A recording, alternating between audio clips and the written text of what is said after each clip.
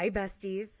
Thanks for joining again this week. I have such a fun guest on, and we are going to be learning so many fun things. I need you to go onto Instagram and follow her.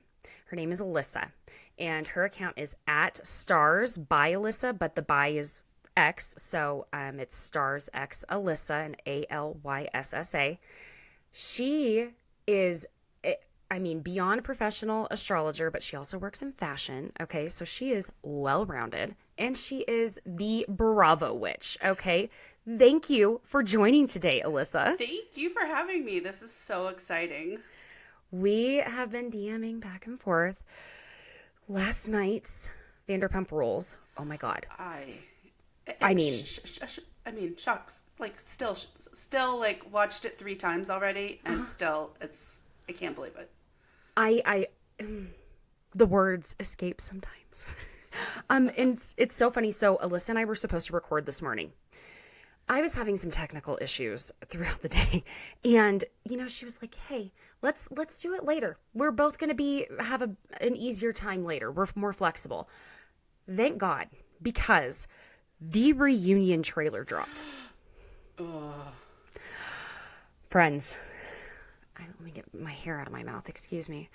Okay, friends, I am going to make an attempt here. Now, I hope I don't have to edit this out because of an issue. I'm going to try and just share my screen.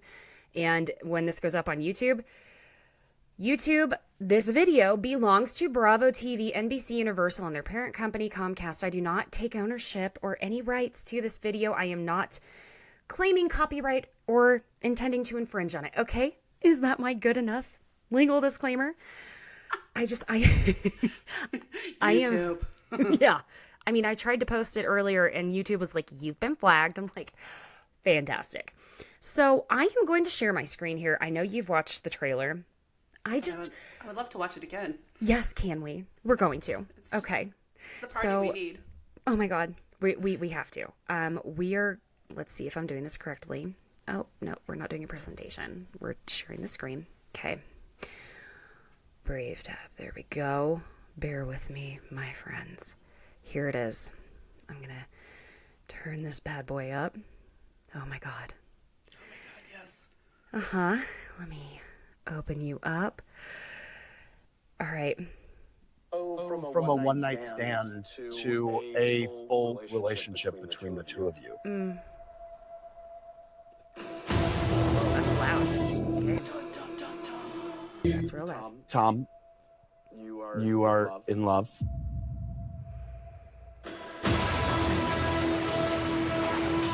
I can't think of 2 worse people. I can't. Oh my God, the chills. I don't see anything good coming for either of those rats. A reunion that may be more explosive Don't even look at me. You don't deserve to look at this. Yes, and ma'am. dramatic James and Lola can't talk because they until I wasn't your best friend, Mom! than anything we've seen in the show's 10-year history. She has a long history of diminishing my friendships. You're friends with everyone. You're like a serial killer's wet dream.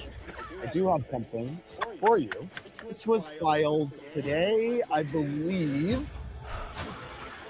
They're making you and me to be pathological liars. I see that, yeah. Even though we know that we're not. Tom, when did you find out that they're f***ing, dude? Late August. Told me that. August? Yeah. Oh, What? no. That's Did when you you guys told not me. put your timelines together to match? I have been super selfish. Selfish does not cover it. Diabolical, demented, subhuman. Poo-poo heads? Both of you, poo-poo heads. James. I'm gonna get sent to a timeout. This person that has loved you and defended you. Be honest! I'm being honest! You backstabbing hoe! Get in my face again, I'll you up, mother. I'll you up so quickly, Tom. You're a worm with a mustache. My cards. Need a break from filming. Stop filming me. I don't want a camera in my goddamn face. Tom, He does, always. you are in love.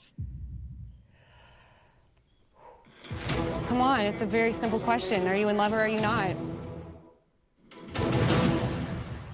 Damn. Explosive. Damn. It sure is. Now, whew. Okay. I can we the poo poo head comment has me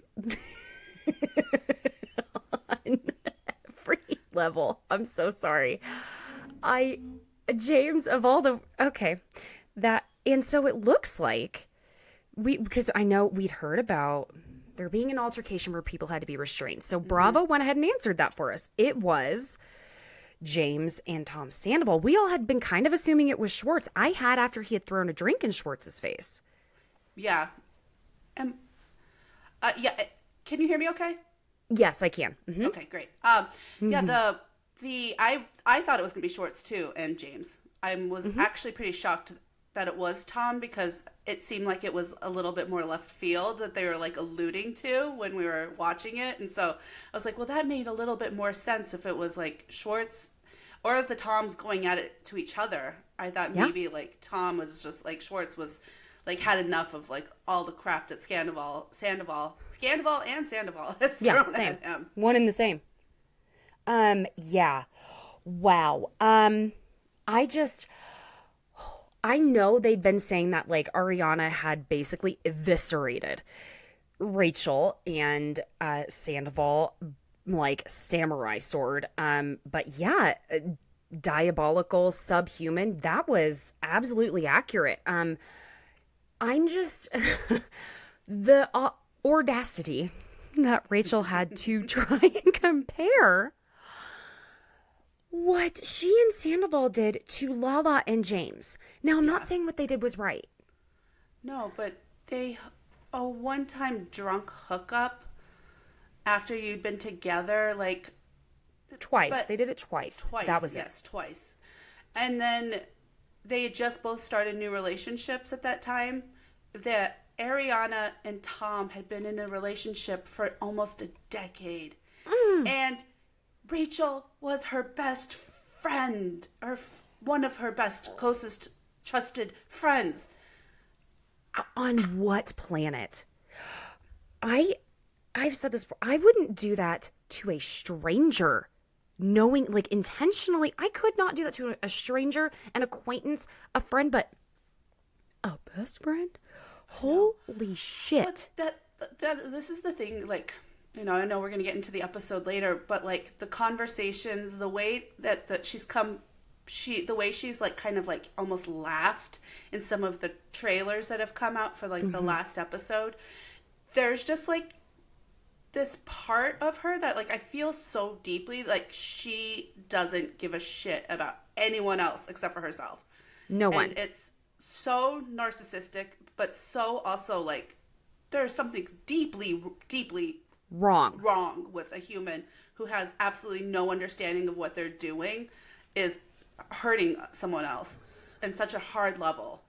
Yes, I do hope Rachel gets the help she needs. I don't know what kind of help goes into someone who's that selfish. And is it selfish or narcissistic, the word we want to use? I mean, to me, it feels narcissistic because of, but the like, I've been convinced there's a lot of childhood trauma that hasn't been very much been undealt with within her. And that's just my own observations. I'm not a psychologist in any sort of way, but from what I've observed and from the way that she acts and the ways that she does things, it's almost, you know, when like Paris Hilton put on the kid voice to like get people to do what she wants and would talk with that like baby voice.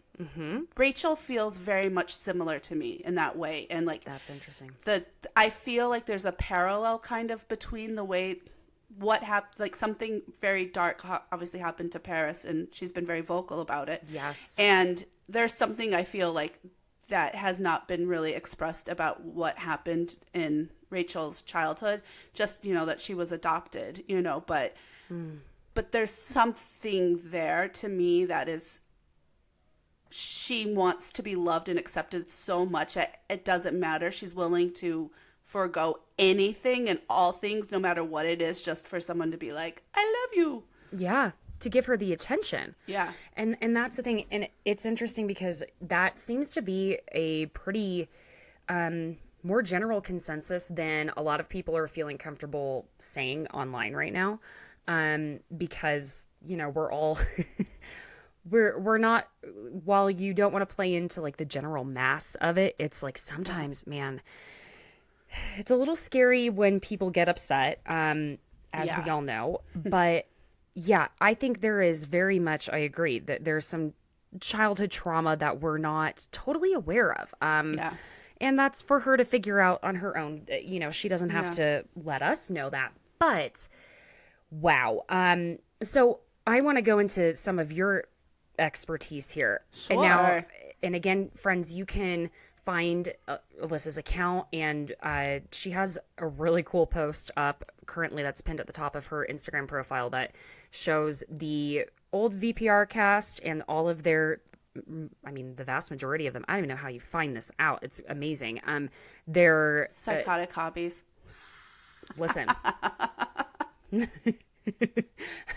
Oh, we won't divulge all the secrets. I'm just gonna tell you, she knows things. Okay, she has their like rising, their star sign, their rising, their moon, all of it. So, what is Rachel's? So Big three. Rachel is a Virgo sun, a Sagittarius moon, and a Scorpio rising, which that's a combo. Yeah. I mean, to me, she seems very much like she appears and acts very much like very Virgo. Like she wants things done in a certain way. She's very particular. Like I feel like there's all those nuances. But her Sag rising, I think, is something that we've been coming into seeing more of her, with her kind of being willing to just like say whatever she wants without even like filter, which I'm sure you can understand. So what's scary is Rachel and I have some signs in common. But you're not the same charts, and every chart's different. But they're, you know, we all have, I mean, my chart's very close to King Charles, so that's also kind of frightening. Oh my God. But you're definitely, I don't see any King Charles in you. I know, it's just like those charts that are out there and you're like, what? These people are not like me. There's no way. I don't believe it. I'm not psycho, I swear. I know, and that was the thing. So I sent, you know, my information to Alyssa because she was gonna, you know, dive into my chart just a little bit. We're talking about VPR mostly. Don't worry, friends. It's not gonna be all about me. But I was like, oh my God, she's gonna finally find someone's gonna know that I'm a psycho now. They're gonna find out. It's out there now. Well, the thing that was curious for me about your chart just was the fact that your big three are, you know, you're a Scorpio sun and moon, which you're a new moon baby, which I don't know if you know that you were born on a new moon, like very close to a new moon. So that really gives you a lot of good manifesting power. Yes, you're a natural witch. Ooh. And then you have a Sag rising. But with those big three, I was like, just from your interactions, the way you talk, from who you are, I was like, where is this air energy? Because you have so much air energy, but you have your sun and moon and Pluto all sitting in your 11th house, which is like, like we kind of look at it as almost like the Aquarius house, but it's like, but it is an air house, you know what I mean? So there is like that kind of like underlying air energy with that. But then you also have your Jupiter in the 6th house in Gemini. So you really do have that expansion, like energy working for you in your like day-to-day life in that like Gemini realm. So like I was like, okay, this is where we're getting all this like extra air feelings coming from. The bubbles. We love it. We love bubbles. It's so funny because I know you're a Scorpio as well. Yes. And I was telling you last night, and I even said this on my last episode I did with El Murasaki, and she has a sign that is in Scorpio, I believe. I can't remember if it was her moon or her rising. And I said, you know, it's so funny because I feel like the general idea of a Scorpio is we're in the corner, in black lipstick, like hissing at anyone that comes near us. But it's like, I've never met a Scorpio that was that way. I mean, No. You meet a Scorpio moon or a Scorpio rising. I think as Scorpio risings, because our rising signs are like how we're expressing ourselves is through our rising sign and our person. A Scorpio rising is going to be the person who really does express those scorpionic traits that we as Scorpio suns get like put on, but we're not, we actually identify. I mean, what people recognize in us a lot of times more is our rising signs. So for you, Sagittarius makes a lot of sense, because you do have like that very fiery, like, get like right from the beginning, like that's what you have, that like energy. what she's saying is she got a mouth on her. Is the Oklahoma way of saying it. We love a mouth. Yes, ma'am. We do. What do you think we're doing here on this podcast?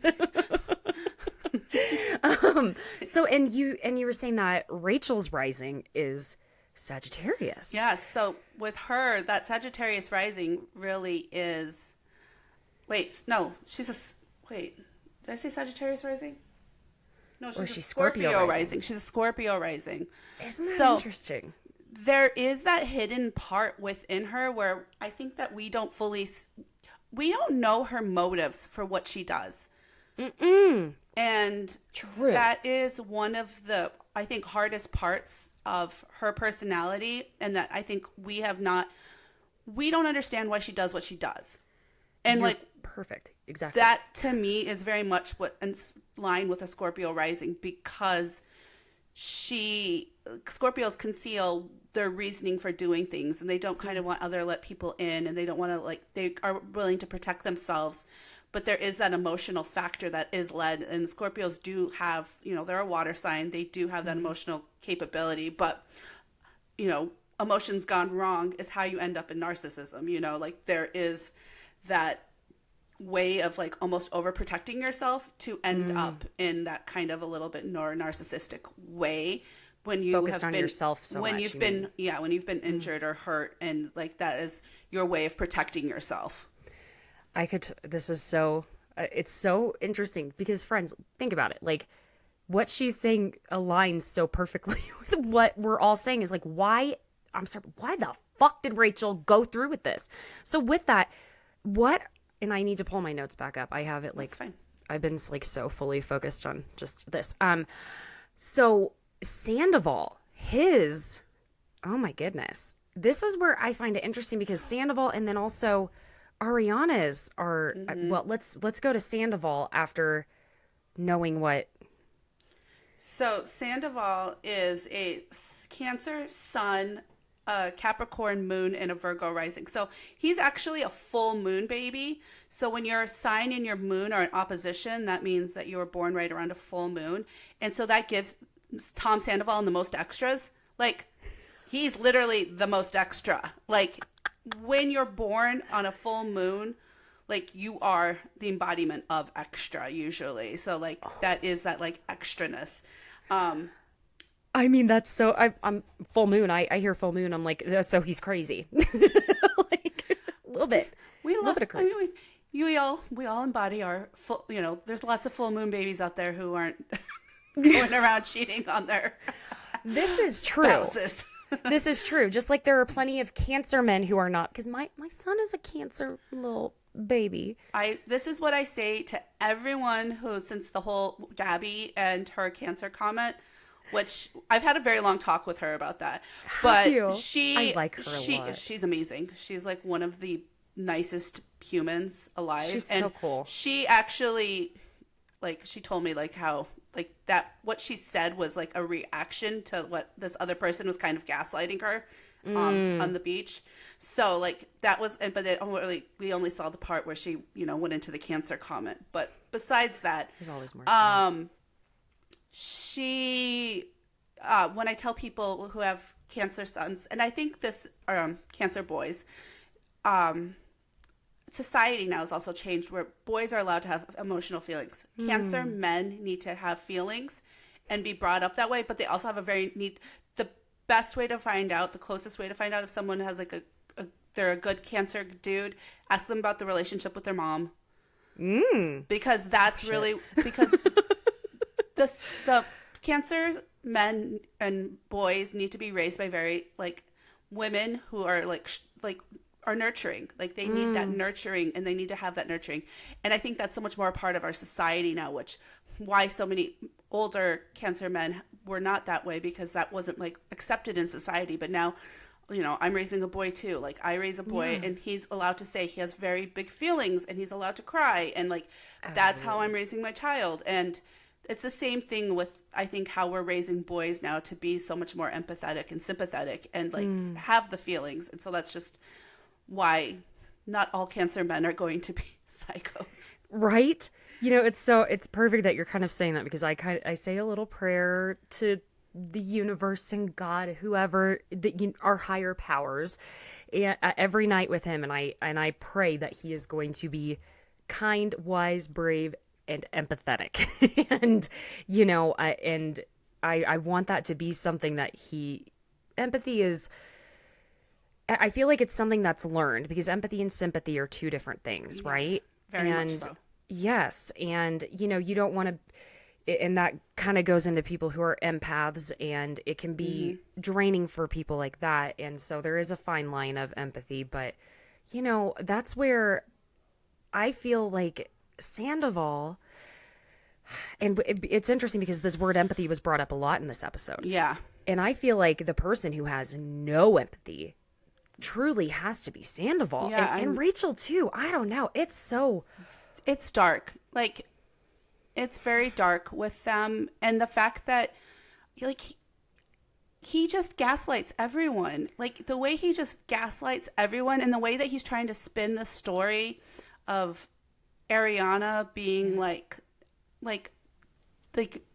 dismissive of him is kind of like such a dark like journey that he's trying to spin this, and it's really him that's doing these horrid things, but he's like trying to spin it all around on her. And it's like, you know, we're seeing this like happen in these episodes now, where you're like, we know the outcome. Yes. We know we're in the Truman Show, you know? Yeah. I mean, it is wild. I've talked with more than one person about this, how even like after watching an episode, my God, I will feel like this emotional drain where I'm having, it's in my dreams, and I'm like, I don't care about people this much that I don't know typically in any capacity. They don't know my name, and you know, they're on my TV. But this has triggered so many people. We all know something like this has happened to. Yeah. I have friends texting me that they're like, oh my God, that my best friend and college boyfriend did the exact same thing to me. And she's just saying like, oh my God, I'm kind of triggered. Like, this is exactly what happened to me. And you just, it's almost unfathomable that someone would do this. It's what we see in scripted television, but no, it's here. And that's why, again, people saying, oh, why do you guys care so much about this? Because it hits home.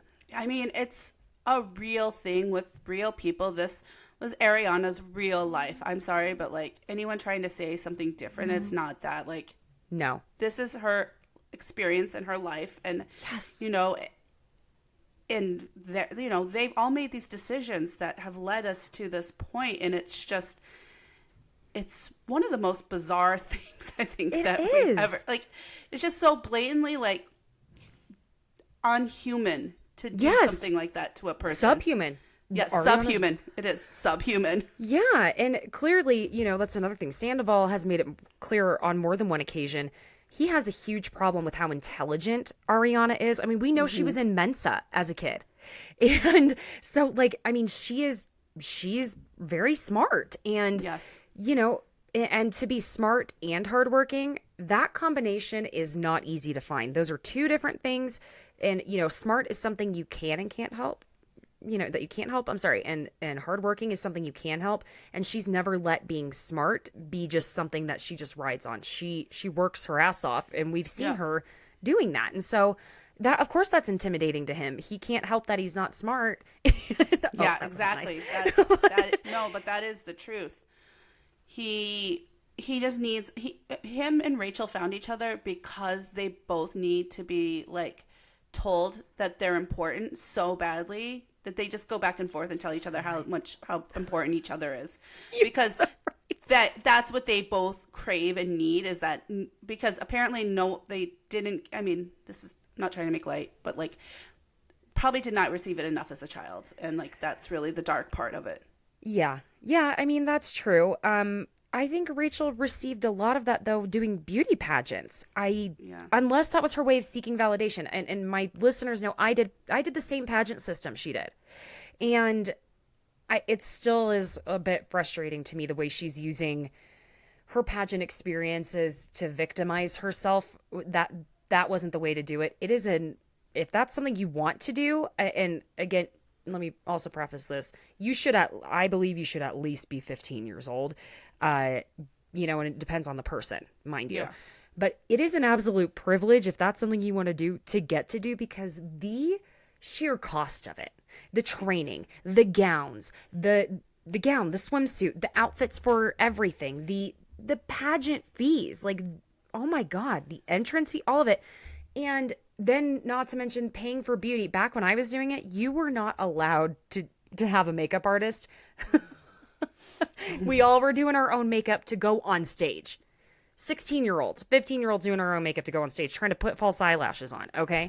and this is what I get. The first year I competed as a teen in Oklahoma Teen USA, I don't really care if she hears it. I'm not even going to mention her name. She was not very nice afterward. I thought she was so sweet, and I was like, oh my God, it's your first pageant. Like, it was only my second time competing in a pageant, and I was so, like, just wanting to make friends, too. Yeah. Like, I wanted to win, but I was making friends, and I could tell she was struggling with putting on her false eyelashes. I helped her, and she ended up winning, okay? She was not nice afterward, okay? She was the only, like, person I've ever really met in the pageant system that fell under what you expect. Most of the time the pageant girls are actually really nice. Like, they're sweet. You have to be around these people. Why be an asshole? You're not there. Like, if you sabotage someone, you're out. Like, that's absolutely, you don't get to compete again. Like, period. They catch you doing something like that, you're done. Okay. They don't need your money that badly. Yeah. So anyway, that was again, I need to get off my pageant soapbox. Jesus, no one cares anywhere. Well, I mean, it's topical because we're talking about pageants, you know? We are. And, you're 28. Like, do you... Yeah. I can't imagine still wanting to do it when I was 28. Like... The thing that, like, she's, like, going into her Saturn return, which, if anyone, like, Saturn return is, in astrology, kind of a point where you're becoming you kind of become the parent to yourself. It's about reparenting. It's about your chart going to its full maturation. You've kind of fully lived your chart and you're kind of coming into this adulthood. But it also can be a point where, like, things get upended and shift and change. And, it can be depending on how it goes for you, it could be a tougher thing to go through. And, like, we're going to be, as we come up to filming this summer and then going into next year, she's getting very close to her Saturn return this summer. And then next year she's actually going to fully go through it. So it's going to be a lot to, like, watch this happen. I don't even know if this is something you could glean from this. Do you kind of see her coming back and doing it? I can't see her walking away, but I can't see her coming back. I have no idea. I mean, I really believe that they have to have them come back because we have to continue the storyline. Like, it's still a show, and, villains are needed for shows, and I don't see her not coming back. I think that Bravo will do what they need to do to make sure that, they're back, and it's going to be a wild ride for all of us to watch. Girl, I mean this in the best way possible. When I say this, Scandoval has both robbed and gifted us all at the same time. Yeah. I think so many of us, we're tired. We're ready for it to be over, but then we're also like, what are we going to do after this? It's going to be, I'm like kind of like worried about the like fatigue, the like withdrawal that we're all going to face as a collective that we've been living this so long. But then I'm also curious, I'm like, how soon are they going to pick up cameras? Probably next month. Yeah, right? Typically, because it is the summertime show. Yeah, that's usually when they film. So, I mean, they have to be picking up cameras pretty quickly. Mm-hmm. Mm-hmm. Oh, can you imagine how exhausted they are? Wow. Oh my God. Okay. So we're gonna keep going back into this because there's just one thing I do. I'm sure y'all saw this. I mean, do I even need to mention that Kim Zolciak and Croy Bierman both filed for divorce? I'm just gonna touch on one thing that isn't VPR before we get into the episode, because we're gonna get into the episode. If y'all saw, let me also tell you, poor Alyssa. My notes. I have 12 pages in this Google Doc. Hence why I was like, where's the air energy? Only someone with a lot of air energy can usually, but you have fire and air, you know, together. 12 pages. There you go. See, and it was I'm impressive. It was very impressive. I mean, okay, I was doing like dictation into my phone because I was like, if I keep typing, I was like stabbing at the keys. I was like, Caitlin, stop it. The computer, it's not the computer's fault that you have a problem. Like, back off.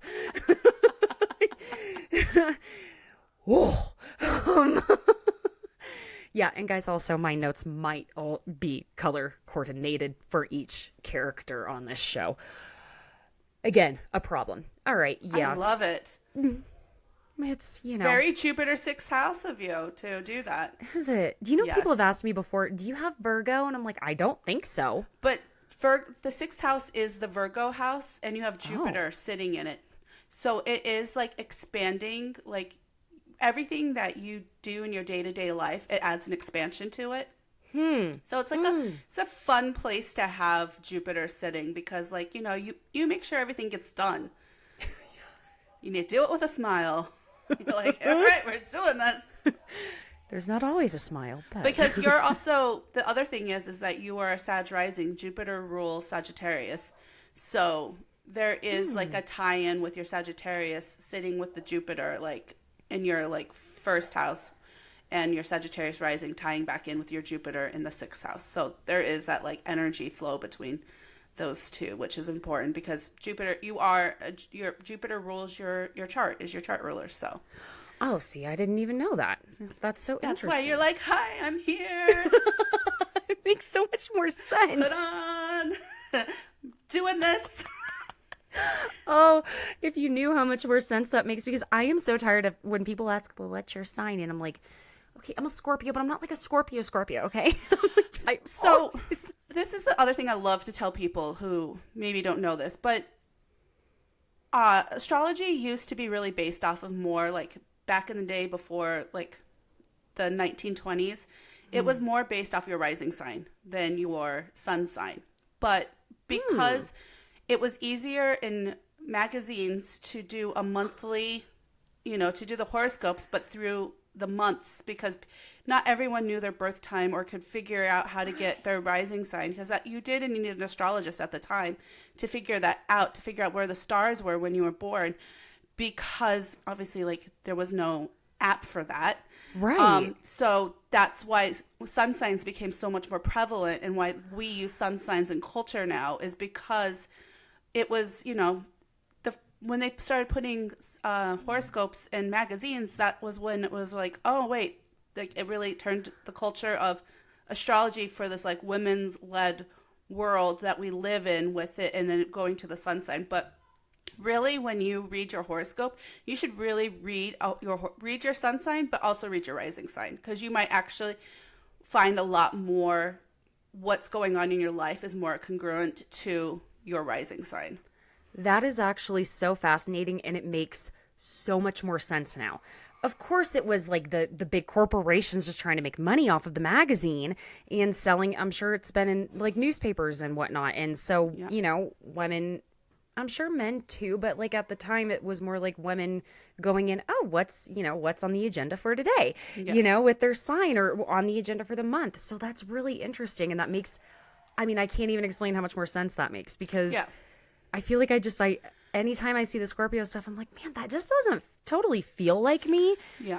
There's, if I'm really, I don't know, feeling extra psychotic maybe sometimes, but like, I mean, to be fair, you have a strong like stellium of Scorpio in your chart. Like you do have the scorpionic nature like in there, like the part where you need to learn everything, to go deep and like figure out why everyone works the way they work. And like I definitely believe that's like where Bravo obsession can come from, because you need to understand all these people, and that is the deep work of the Scorpio traits.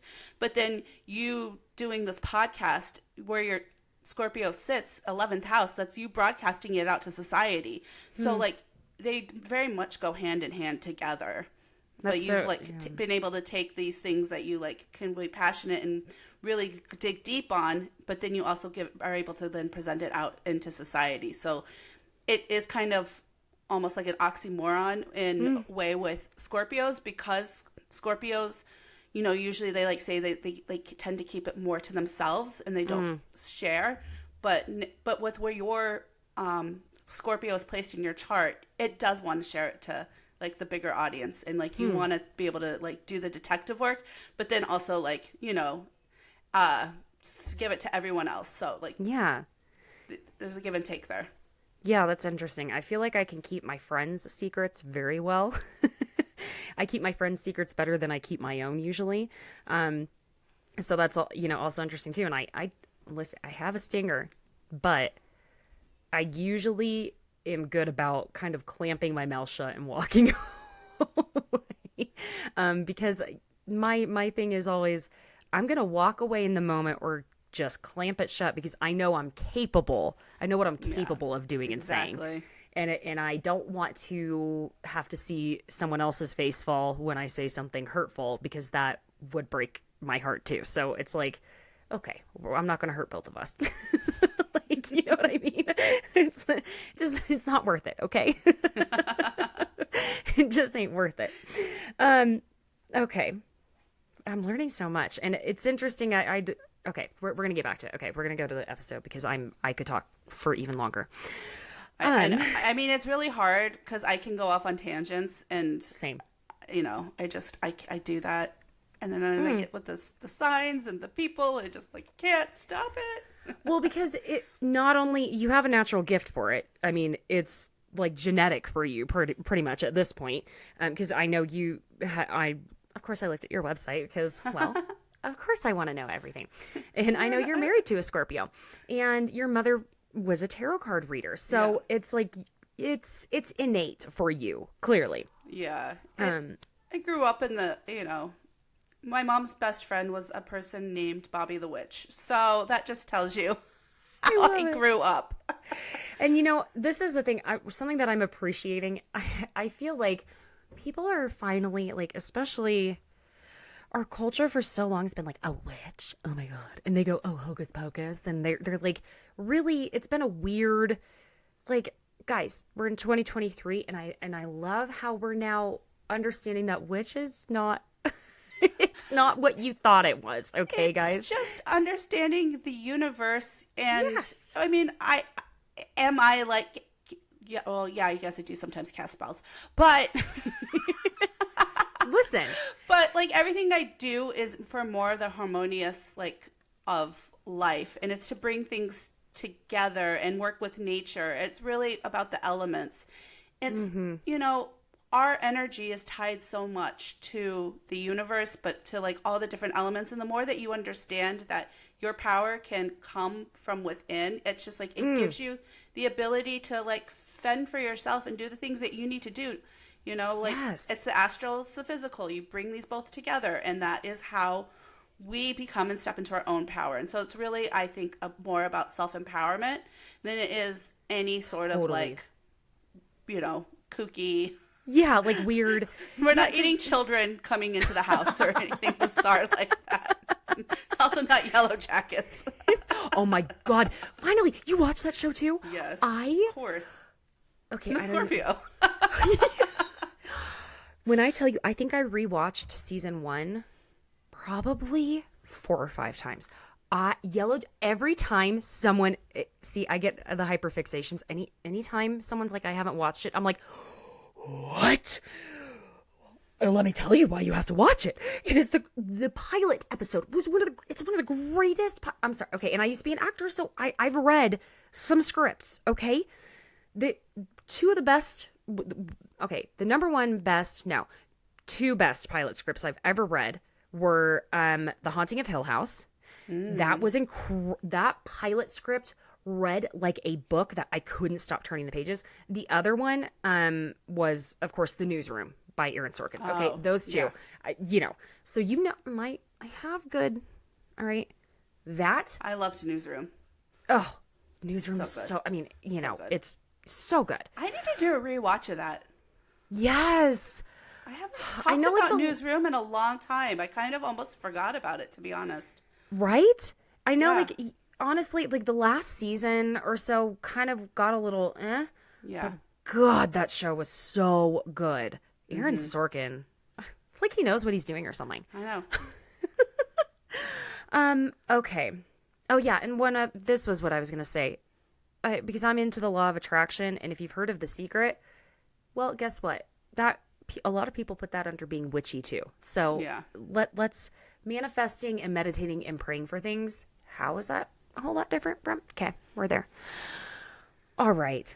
So we're just going to jump into this episode. Yes. I'm just going to start with the girls at the sandwich shop, which I cannot get over hearing about this Greek salad sandwich if I don't get to try that at some point. I made my husband go out tonight and buy a giant baguette and some cheese because I was like, because I've watched this episode 3 times. All I want to do is eat sandwiches now. Like, especially like a Greek salad sandwich, the feta and the pickled red onion. I'm like, come on. It looks so good. It looks so good. I just And want the to eat bread. it. That was Bread good looked- bread. That was real good bread. Yes. See, I knew this is why you and I get along. We love the bread. Bread and cheese, man. That is just bread, cheese, wine. Sometimes that's all you need. Yes. And a little chocolate. So when they were at the something about her shop, Katie and Ariana talked a little bit about the barbecue thing. And this is where, once again, we're seeing Ariana really defend their relationship. It is hard to watch because when you parallel the way Ariana is talking about her relationship with Katie compared to the way Sandoval is talking about his relationship to Schwartz, they are having two very different experiences and treating each other very differently behind one another's back. Yeah. And, there's something to be said when maybe someone's mistreating another. That's different. Really? Okay, we're going to get into that conversation. But it's very odd how Ariana is 100% like, yes, defending her relationship with Rachel, defending all of these things. She's like literally just an army of one out there. And like anytime and every time Tom gets a moment to throw her under the bus, he's like there for that. It's sick.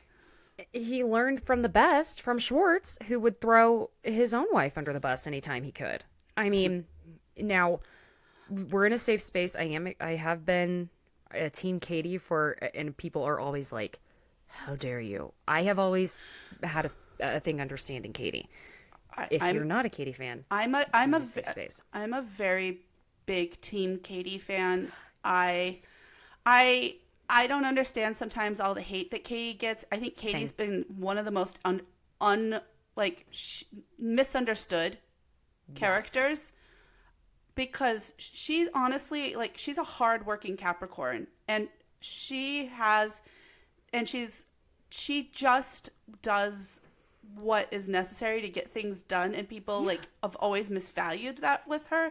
But she's smart, she's capable, she went through something so traumatic in life and has come back out of it, and she's a survivor and she's a fighter. And I really love Katie. She's one of my. I've always loved Katie. Same, and people just have all. I know a lot of people hate Katie. There's a lot of Katie hate out there. Yes, there is. And I'm like, listen, you put this woman next to a man who really acts like a puppy dog. not an asshole puppy dog because he's A just wet an asshole. blanket. He's a wet blanket. Yes, and people call her that, and I'm like, no, she was doing everything. Yes. She was doing everything. Everything behind the scenes. Katie was running it all. Katie was running the show, and yet society always wants to glamorize men, and especially Bravo. I don't know why Bravo can't get strong male leads who are not like dumbasses. Like, I'm sorry, but like there's not any strong. I don't know about any of the new shows as much, like Martha's Vineyard, like it's very new. But very new, yeah. all of the like older standbys, Southern Charm, God, Summer House, Winter House now, and then Vanderpump Rules. Like, these shows don't have men as capable as the women who are on these shows, and it bugs me. It just bugs me because there's so many good like Summer House's biggest downfall. Sorry, this is not a Summer House recap, I know. No. But the Summer House downfall is that there's so many strong, great women and no dudes. Men. No men around. None. I mean, yeah, Carl has, being sober, but now I don't think the show's good for him. Like, he needs to be away from the show. He needs to be healthy and happy. Him and Lindsay need a different show that's not Summer House. Mm-hmm. I believe fully that they need a different show because they are living a different life. Yeah. And that is not the life that they should be pretending to have to live. No. It doesn't work. They're adults, they're grown-ups, they're getting married. Let them have their own show. Like, no, everyone's going to watch it. No, it's a different audience. Yeah. And the ones who are faithful will follow them. That's just the way that's going to go. There is a collective issue with the men on Bravo, just collectively. Yeah. Yeah. So then we see Rachel and Charlie shopping. Oh my God. Okay. Oh, so cringy. Yeah. This is where Rachel really starts laying the groundwork for her pissiness with Katie's mom, Terry. Now she and Charlie. Now we know Charlie's not on her side anymore, and I feel like Charlie's very real. I really do like Charlie, even though sometimes she says stuff that I'm like, can you not be such an asshole? I like her. I don't know. Something about her is just real to me, and I think I just like that. Mm-hmm. Now they both are saying that James is way more into Allie than Allie is into him. Now, Allie, being a professional astrologer, aspiring, working toward that, I know she was studying, and it was kind of annoying when James was like, I don't know, he was a little dismissive of it, and it was almost like he was treating her when she was studying like, oh, that's cute. But I think Allie's very grounded. She is. I mean, obviously we have a lot in common. So yeah. I've had a lot of conversations with Allie just because we're both astrology nerds, you know, and when you speak astrology, you speak astrology, and you love to speak astrology with other people who speak astrology. Yeah. And she's so nice and so wonderful. And she has, I think that her and James, James is extremely supportive of it. I just don't think it came across in, the delivery. He loves her. I think James is very supportive of his women in general. Yes. He tends to be. He's got a Libra moon. He loves love. See, so tell me, I know we've seen some of their, they got a reading. I can't remember which episode it was. That was a weird reading. It was a while ago, too. The tarot reading. It was a while ago, yeah. I mean, I just suddenly flashed before my eyes how long we've been watching the show and how we've got 3 more weeks at least. Okay. 4. 4 3 reunions and the finale, plus the secrets revealed. It's like I love and hate it all at the same time. It's so a mixed bag. What do you see in their their chart? I'm not going to say charts because I'm assuming you. I haven't actually compared their charts together. Mm-hmm. I think that they're in this for the long haul. I mean, James just bought a house, Yes, and good for him. He bought a house. They're doing things together as a couple. They seem very happy together. I think that they're both in this until something happened that made them not want to be in this anymore. But I think that they're both very committed to this relationship. They both, I feel like, really love each other. I feel that it's very two-way. I don't see it as a singular way. I agree at with all. that. I think Allie wouldn't, in the episode, Allie was telling James to get the therapy and to work on the relationship. You don't do that with somebody who you don't care about. That Unless is you're signs. Sandoval. Yes, unless you're Sandoval. But that's a sign of a person looking up for the person that they want to be with and committing and growing their relationship. Agreed. I didn't believe, I don't know. I think the reason why they think James is more into Allie is because I don't think Allie displays affection in the same way James does. She's a Capricorn. She's not going to be showy about it. Just like Katie, like Capricorns keep their feelings in. They keep it a little more hidden. They don't want to expose it, just like a Scorpio. Like, that's why I think Capricorns and Scorpios get along so well. But, like, there is a need to, like, kind of, it is more personal. And they don't want to, like, play their cards. Yeah. And she's very sensible about how she talks, how she does things. She's willing to stand up to James. When he got the 151 that wasn't 151 in his eye, she was just like, no, I've had enough of this, and like put him in his place. And like Rachel never stood up to James. She let James run full tantrum when James would go on something. But Allie is very clearly standing up for James and standing up for what she believes in, how she wants them to grow and how their relationship works. And she is doing the work. You don't do the work for somebody if you don't care. No, and I think she's doing it not to make herself look better the way Rachel would do it that way. I keep calling her Rachel because I'm like, I know, I can't. It goes back and forth, but she would do it more to save face. I feel like Allie's like, I see who you are and who you can be, and we're getting those glimpses of James. We've never seen a better version of James, even though he is drinking again during the season. I think he's not drinking anymore. I think he's sober again, from what I understand. And so Allie's saying, no, you're not going to pull the same shit with me. Yeah. That's not the way this works. You're going to do things the right way. Yeah. And I like that about her. Yeah, no, she's powerful. You can see she's a powerful girl.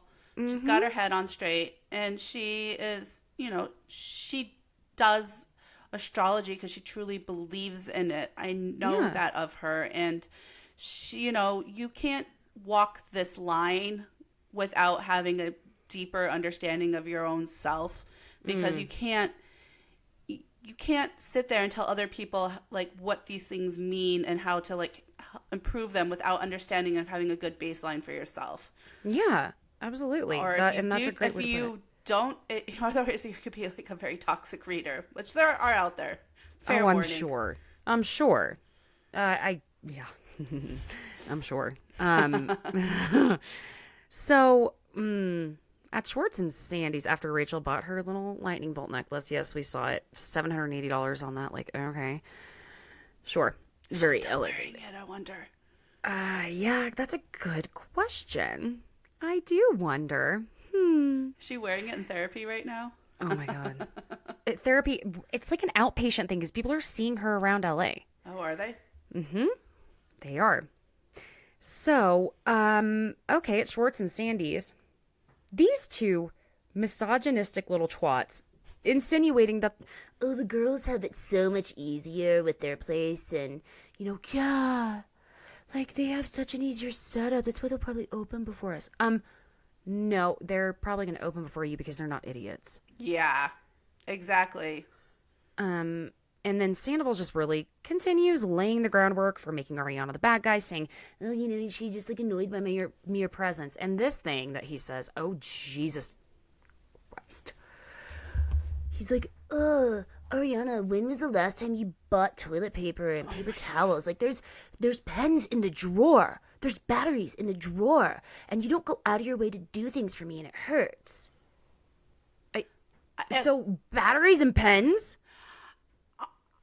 I was flabbergasted by this statement because everyone takes on different household responsibilities. I'm sorry, you're in a relationship. You're taking on different household responsibilities. Yeah, does my husband do the Costco shopping? because I can't handle that? Yeah, he does. But do I like put away all the clothes and like, you know, make sure pick things up around the house? We all have different jobs in the house that are not necessarily clearly defined. You even do this with no matter who you're living with. Some people do some things, other people do other things. You don't need two people to go out and buy toilet paper. Thank you. One person can cook and the other person does the dishes. Yeah. That's, I mean, shared responsibilities. Shared responsibilities. You live with someone, you share the responsibilities. You don't need someone to go out and buy pens. I'm sorry, but if you're both worried about buying pens, I think that's a bigger red flag. I needed you to come in and say something in my last relationship. I'll put it that way. Oop. Sorry, shade. Okay. So then this conversation at Tom and Ariana's house. Oh. It was a tough little one to watch. Yeah, it was. Now this is where I went a little nuts. This one of those moments I went a little nuts with the notes because I was like, oh my God. So basically Tom says to Ariana that he feels they're not as connected lately. Okay, fine. That's a fair conversation to have. But I feel like my very presence annoys you. And she's like, your very presence? Those aren't even words that I say. I mean, I'm just being honest. And he's looking at her like, he's given her, wow, the Oklahoma came out, given, looking. He's looking at her.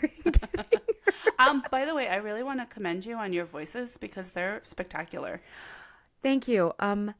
You know, it's one of those things where like, because I was an actor, I'm like, oh. I know, I love it. I love it. I'm here for your like playtime. Thank you. Welcome to the low rent local community theater.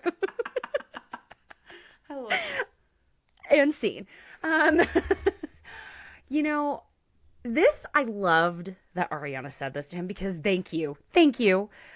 And because she's saying, you know, well, I'm sorry, I'm going back a little bit. I got a little. No, it's fine. It's fine. And she says, you know, like, I'm just being honest. And he's like, well, you know, the way you snap at me and belittle me in front of people, that, like, really hurts my feelings. And he gets this, like, pouty face all the time that drives me insane. And he needs to blend his contour. You're already gaunt enough. Have you noticed this? Yes. His contour is, like, bronzer. So it's, like, there's a shimmer to it. That is not contour, Tom. Go buy some milk or go buy some makeup by Mario. It should be thin. It's a shadow. It's supposed to look like a shadow, not like your entire. Not like your face shouldn't look like a skull. Yeah. Yes, and he blends it down. You can see in like this way. It's up and out. Okay, so see, that is something that can be fixed within 3 minutes. I'm not, you know. I mean, I think giving someone contouring lessons. I mean, you should know. You've been on reality TV for how long? You've had how many professional? You shave your eyebrows, your forehead. You know that you pay attention to this stuff. I'm pretty sure you're probably watching TikToks on like makeup. He has a men's makeup brand. Oh, did you know this? I did not know that. Somehow I missed that one. I did too. And Howie Mandel's daughter was like, why does it have to be marketed specifically to men? Why can't it just be a makeup line? Because do we have to keep things so specific to gender? Ugh. Makeup is for everyone. Yes. Okay. If you're a human, you can wear makeup. Well, he's a cis male, remember? Yeah. Cyst. He is a cyst. Exactly. Pustule. We're popping. Exactly. We're popping that one. Yes, ma'am. You know, and Ariana's just kind of like telling him, look, I want to, I don't feel that way, that your presence annoys me, you know, because I want to spend all my time with you. And she says to him too, on a night out, like, you peacocking, that's what everybody else gets. And I get like the leftovers. Can you imagine coming home after him exhausting himself by fluffing the peacock feathers everywhere? I mean, it was just like, ooh. Mm-hmm. It made me so uncomfortable. Yeah. I was like, I I don't want to think of Tom peacocking and then like wanting to come home. I was like, ugh, kind of made me nauseous. Right? Ew. Oh God. I don't want to. No, I'm not even going that far. He apparently was very upset that they didn't get a picture together at Sheena's wedding. And this whole moment here where Ariana says, you know, I don't think taking pictures together is like a marker for if you're connected to somebody. And then the look on both of their faces, right? Because he goes, okay, but yes, it is. Are you going to like disagree with everything I say? The look on her face is like, she's clocking that what is wrong with you type of look. This is when I really think that you can tell he's been having these conversations with Rachel, because this was the moment where you could tell he had fully hashed out these conversations about relationship with someone else, because she's like, that doesn't sound like me, like this isn't making sense where you're coming from on this. And to me, that was like he had fully had this conversation with Rachel, and this was just coming up now with Ariana on screen. And then she's like, that's why, like, the whole confusion thing, because it was a conversation he already had. You're so right. Can you not hear Rachel going, I mean, it's like your mere presence annoys her. Can't you hear her saying it? That's what the whole thing to me thought. I was like, it sounds like Rachel. Like, this sounds like a convo he had with Rachel, and that he only knows to bring up this information like this because he had it with her. Because otherwise he wouldn't be clear about it the way he was. Like, he had a point of view. You're so right. You're so right. That's, I mean, yeah. You know, and they're going back and forth about, no, I just want to be better. I mean, like, having sex 4 times a year, that also affects me. Okay, yeah, it also affects her. Yeah, exactly. And, you know, basically, yeah, she's expressing that for her, because this is, it's not just women that are this way, or all women, but for her as a female, she needs the emotional connection, that there is more than just physical intimacy. And then it's interesting because she says in confessional, I mean, you can't telepath your dick into a vagina from the Abbey. I know. I was like, oh, talk about like nailing that. Oh, I was like, wow, the Abbey, the secrets that the Abbey holds.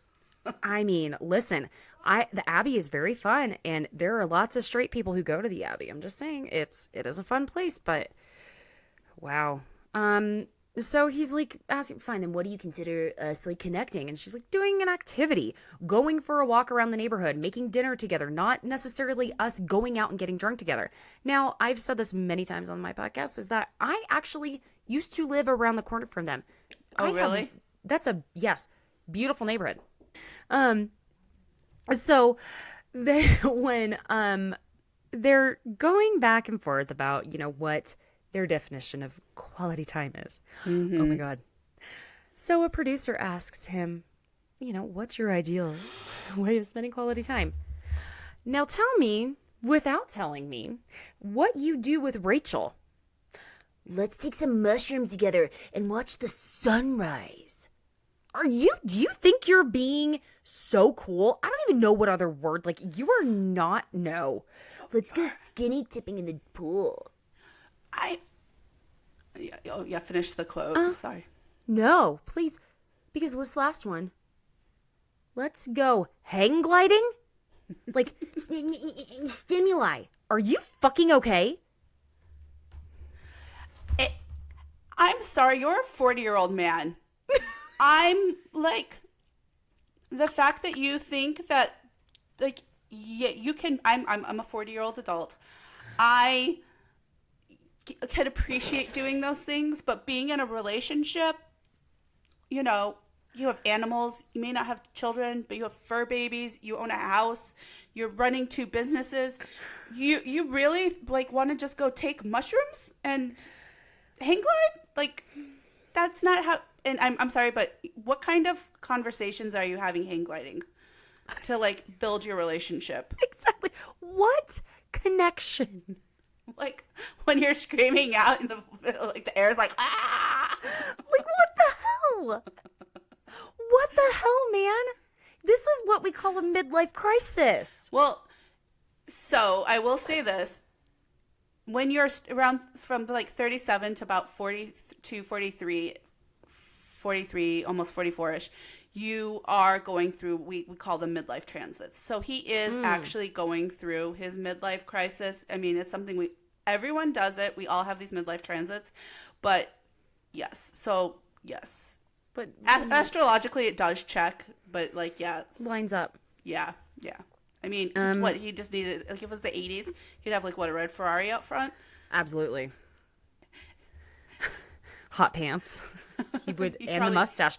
Actually, he would be doing absolutely everything the same he's doing now. There just would have been a red Ferrari out front. Exactly. This cracked me the hell up. This whole conversation. Wow. Okay, so, and then he's like, why do you go out and wild out and get drunk and sing songs with Logan? You don't do that with me. And she's like, you don't like the same things we like. Yes, I do. You don't think I like Beyonce?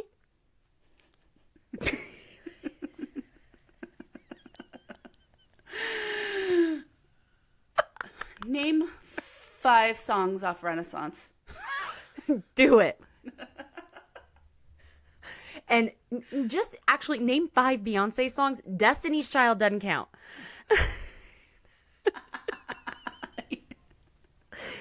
And this I related so hard on every account when she was like, you don't want to sit and watch Love Island with me all day. First of all, if y'all aren't watching Love Island UK, oh my God, go on Hulu. Start from season 2. Season 1 was lonely. From season 2, oh my God, it's so good. It's so much more real than The Bachelor and Bachelorette. It's so much better. It's like Big Brother and The Bachelor, but everyone is empowered, as in it's equal. And then mix in like Summer House a little bit. But they're not allowed to drink very much. They're only allowed 2 drinks a day. So like 2 glasses of champagne, that's it. So they're nothing problematic in that sense is happening. Yes, there have been some issues like mental health and things like that. Mm-hmm. However, it is also a very good show. I'm just letting you know. Yeah, so, and Sandoval's like, no, I don't have time to watch like 50 goddamn episodes of Love Island. Fair, because there are that many episodes. So, in conclusion, we did have a question from a listener follower. Victoria wanted to know what sign Ariana should be looking for in her next relationship. Ariana. So let me pull Ariana's chart. Mm-hmm. So there's things that I like to look at. Hold on, I'm getting there. 1 second. Mm-hmm. Okay, so Ariana is a Aquarius rising. And so for her, like Leo rising, or Leos, not Leo rising, Leos, people with Leo placements, Leo rules her 7th house. So that is Leos are a good like sign for her. Her Venus is in Taurus. So then they're kind of adding in like other earth signs, which would be good for her. And then her moon is in Virgo. Yeah, so we're looking like somebody earthy, maybe somebody with some like, some Cap, Taurus, Virgo energy with some like Leo placements. That's where I think she would be, has the fire and earth. So someone who's grounded, which I think really she needs, like someone who's, and Tom had a Cap moon, but like he's not a grounded human. So she kind of had like she needs someone with like that fire and that spark who wants to do things, but then also like loves the home, builds the home, wants to do the home stuff. She's a Cancer, so she does need that. Like, I think her new boyfriend's a Taurus, right? He might be because he just had his birthday. Yes, didn't he? He's a Taurus. Yeah, and I love a Taurus Cancer like relationship. They are very like much the biggest homebodies together. Beautiful homes, love the home. Like they're gonna make a beautiful home together, and he's gonna have that grounding energy for her that she needs. And so I think that's actually like a good match for her. I love that.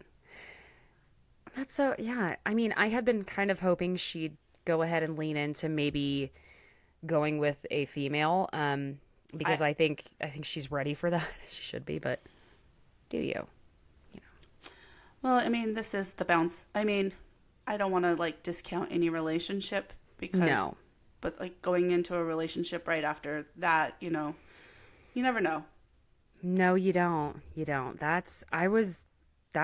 Listen, I'm all for, and am all for Ariana going ahead and just like soldier on, move forward and be free. I want to see her go be free for a little bit, but it's her life. Yeah. So let live. So the girls, the Schwartz's apartment, I don't even want to go into that. We're going to skip on up to the night at Something About Her. I love what Lisa says here in confessional about how the girls are making it happen. This, I think if I don't get it tattooed, I'm going to just do something with it.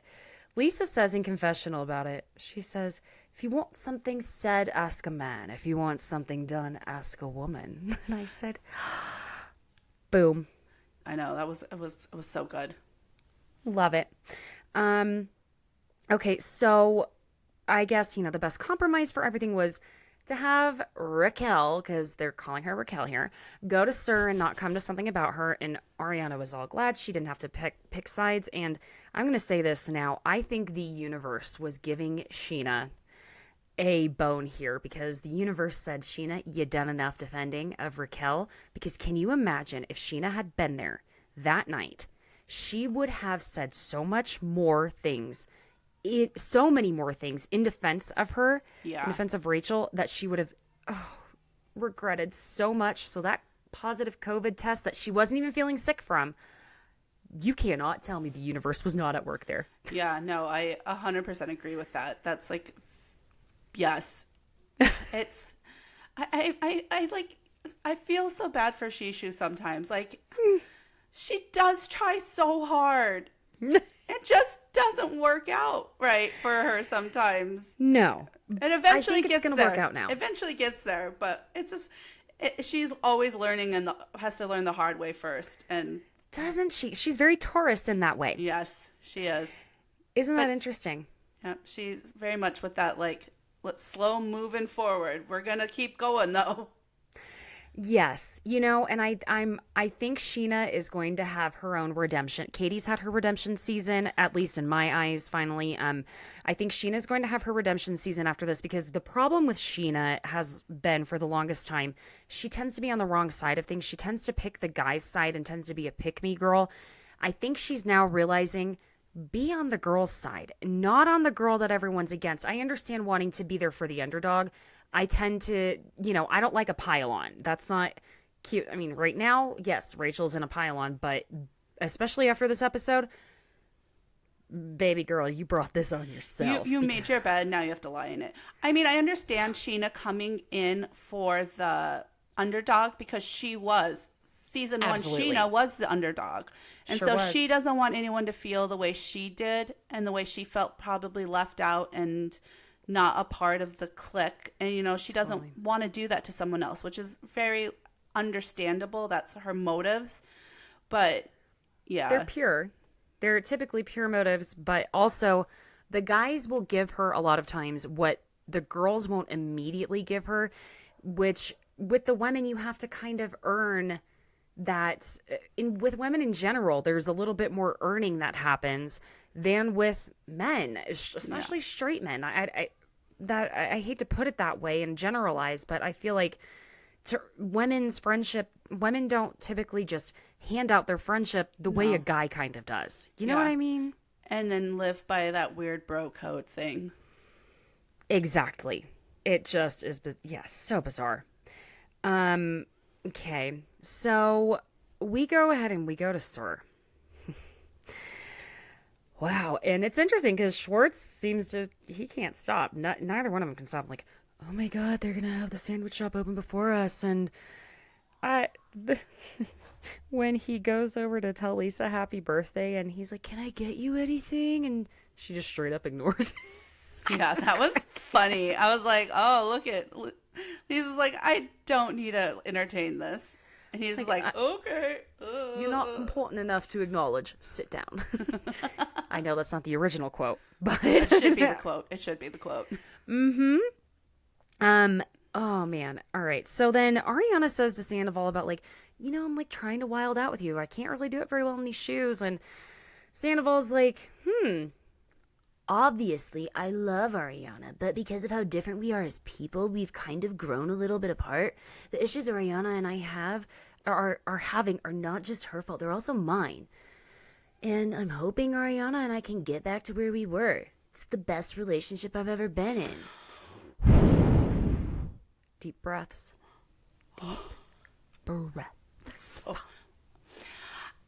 he's doing this full knowing that he is sleeping with Raquel. It's so dark. It's sick. It's so fucking dark. Who does that? I know. And listen, friends, I've been trying really hard. I took a lesson from Emily Hanks when I had her on last week. A moment where I was making something so heavy in my mind, that conversation between Raquel and James, when I was like, oh, this is so heavy and dark. And she actually was like, oh no, that she thought he was going to be pining after her and upset, and she was expecting that. And then when he basically acted like he forgot their entire relationship, including the Christian Dior bag he bought her, I was like, oh my God, this is hysterical. So I'm trying very hard. This was a tough episode to do that with. Yeah. Ooh, the conversation between Terry and Schwartz. Yeah, I know all too well. A divorce is not just between two people, especially, whether you have kids or not. It's between two families, and yes. that is hard. It is. Some families it's harder than others. So, when they're going back and forth, it was sad to kind of see, like, yeah, they don't have those holidays together anymore. And I love that Katie finally has someone standing up for her. I know. I was so happy for Terry's work on this episode. Yes, ma'am. She mommed it out for her daughter and did it in a way that, like, yes, I wish so many other people would have stood up for Katie in the same way, because it so much. Katie deserves to have that backing.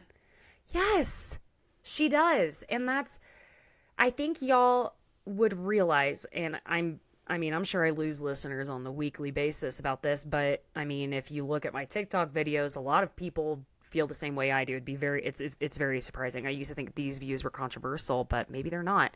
I think we would have seen a completely different Katie if Schwartz would have had her back on just some of the most minor things. If he said, you know what, you fight your big battles, I think if it were just the simple little things, that he just would have been like, you know what, man, don't say that to her. That's not cool. That's not funny. Yeah.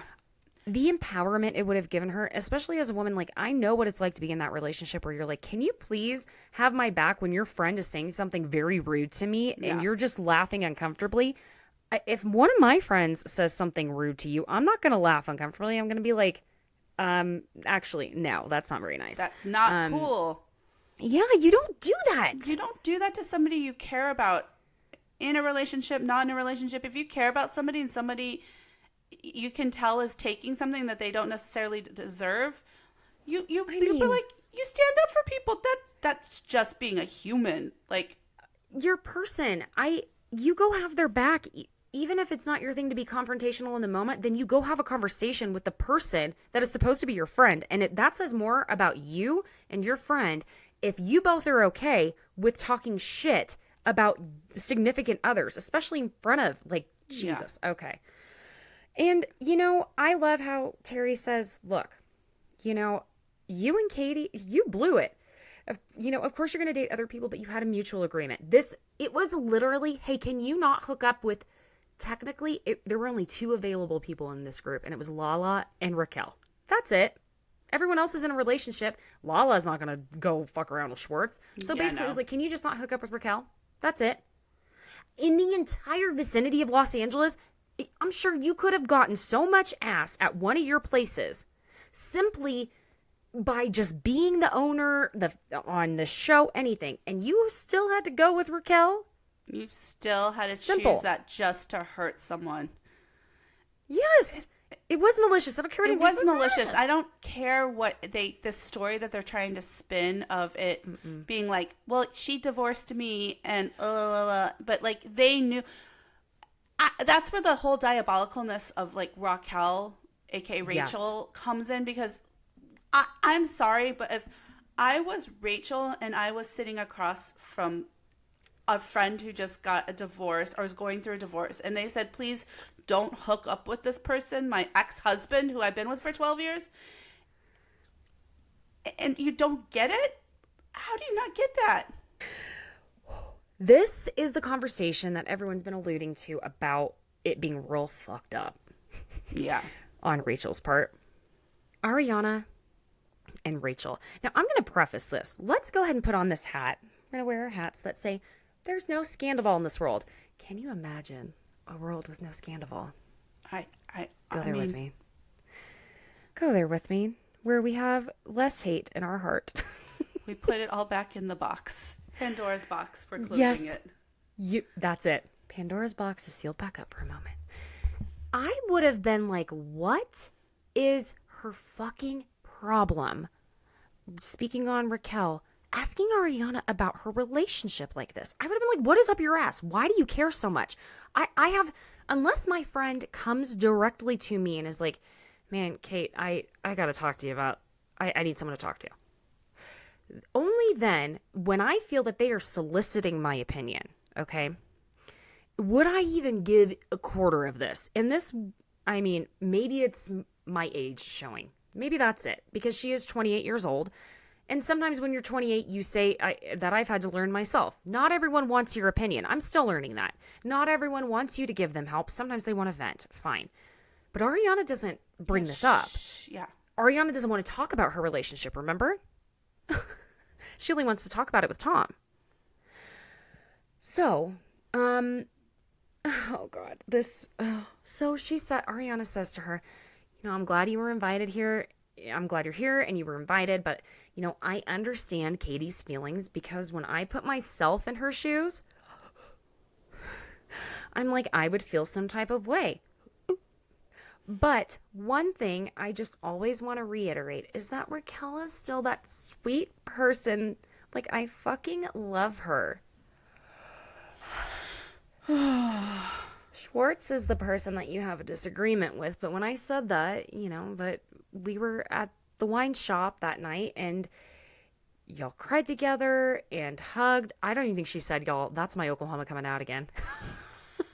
I can't help it. God. Y'all cried together and hugged or whatever, what you said over there, and you feel like things changed when you were in Vegas. And we got some of those flashbacks. And let's say even so, like, if I'm not even if Raquel and Katie aren't friends, and Katie was giving it a shot, I really do feel like Katie was giving this a real shot. She was trying. She was. I don't care what anybody says she was. She was trying. If someone is crying across from me because I asked, they are still married. Number one. Okay. Yeah. Do you not, like, I would hurt for them. I cannot on any planet understand looking someone, like, I get emotional, probably because I'm triggered by it. Yeah. But if one of my not even friends, acquaintances came up to me and said, I asked your ex-husband to make out when we had only been separated a few months, I would have been like, I'm sorry, you what?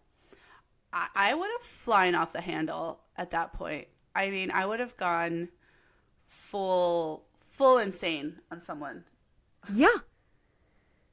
Like, you don't do that, even if they're not, it doesn't matter if you were married even, like, there was a commitment. That's what it comes down to, right? A commitment in a relationship. Oh, but I mean, you go through the whole wedding thing, even if you were going to the courthouse and not having a giant wedding, it is still like, that is a ceremony that you have gone through, right? You had rings, like, Jesus. Yes. We all watched it. It was a beautiful wedding. Mm-hmm. Here I go on my rant. This is where I get real crazy. Okay, I'm about, because when mamas get involved, I'm about to, listen, y'all, I was yelling at the TV as if I were a man watching a football game. And my God, the way things come full circle with Bravo and men finally would understand why we watch it. Anyway, actually, I was watching it with my mother, and we both were yelling at the TV. It was kind of hysterical. Fair. Okay, so Rachel says, it kind of changed because I realized that I shouldn't really put so much emphasis on what other people think of me. And, like, trying to earn somebody's friendship. I don't need to, like, be friends with Katie. I don't need to be friends with Lala. And that trip just showed me that I did want... Just showed me that. Then, okay, here it comes. I did want to ask you, though, how are you and Sandoval? Are you guys, like, okay? Why the fuck do you ask, Rachel? It's so weird. And Ariana, why would you know this? Why would you think to even motherfucking ask? Ariana's like, yeah, I mean, we had an argument last night. He feels like he's not being heard, which is why he's always the loudest person in the room. No, that's not why he's the loudest person in the moon. It's because he was a full moon baby. That gives, let me tell you how much that information is really like, it makes it make sense. Yeah. You know how we're always saying about everything, make it make sense? That made it make sense. Something about it just like the puzzle piece clicked into place for Sandoval. Yeah. I mean, even forget his signs for a moment. Full moon? Oh, yeah. Yeah. Oh, yeah. I mean, another classic full moon baby, Ramona. Oh, my God. A Scorpio. But Scorpio Taurus. She is very Taurus-y. I've had lots of Taurus. I'm not gonna say lots. I've had Taurus friends, and I don't feel like Taurus and Scorpio it didn't ever mesh well in the end. Sadly, the Taurus friends I had. But again, this is where I'm talking about their sun sign. So maybe I don't know what their risings were. So maybe it's not a Taurus thing. I don't know. I'm not a Teresa hater, but I'm not like a Teresa Giudice. I'm not a Trey hugger, so... Yeah, I'm not a Trey hugger either. See, I knew. Okay. You guys, I swear I don't mean to bring people on who have the same opinion as me. I just happen to find my people, okay? I know. Remember she said I'm a good manifester. I manifest my people around me, okay? Exactly. That's the way it goes. I know. Yeah. So, and then Rachel says, and a lot of people misheard. I even misheard this in the moment. So, when Rachel says to Ariana, then after this, she goes, "Do you think because when I opened up to you about James and I not having sex, you told me that sometimes Sandoval and I go through dry spells." A lot of people heard that Rachel said Sandoval and I go through dry spells. And it's kind of weird, but I'm just going to preface that. So then Ariana says something again, like, we're working all day. You come home and you whip your dick out and you think I'm going to just like, yeah, let me hop on. No, that's in so many words, no. And after she says that, it looked like Rachel looks like a cow in a field chewing on cud. And I'm not referring to her physical features. I'm referring to the way she's moving her mouth around. God, I am really Oklahoma in this episode. And friends, it's probably because there was a goddamn tornado warning here in Colorado last night. My family and I were sheltering in the basement. I'm going to tell you. If you ever need to know what it's like to want to go ahead and just like crawl out of a storm cellar window without care that there's a tornado, go ahead and shelter with your parents in their 70s, 2 dogs, and a toddler.